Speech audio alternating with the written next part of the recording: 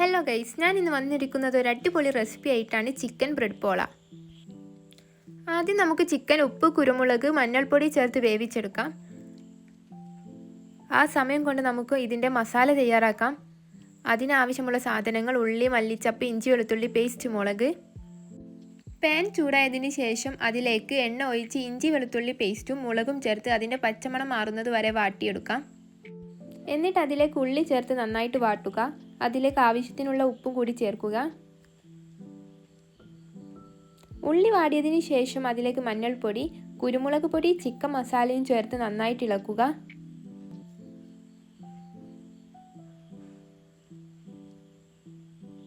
അതിലേക്ക് മല്ലിച്ചപ്പും നേരത്തെ വേവിച്ചു വെച്ച ചിക്കൻ ക്രഷ് ചെയ്തതും ചേർത്ത് നന്നായിട്ട് ഇളക്കുക.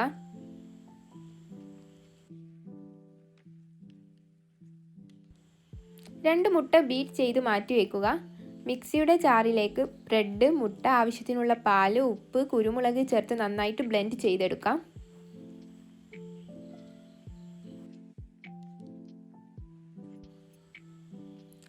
പാൻ എടുത്ത് അതിൽ എണ്ണ പുരട്ടി ബ്ലെൻഡ് ചെയ്തു വെച്ച ബ്രെഡ് മിക്സ് ഒഴിച്ച് മുകളിൽ മസാല ഇട്ട് അതിൻ്റെ മുകളിൽ ബീറ്റ് ചെയ്തു വെച്ച മുട്ടയും ഒഴിച്ച് ഇതുപോലെ 2 ലെയറാക്കി ചെയ്തെടുക്കാം.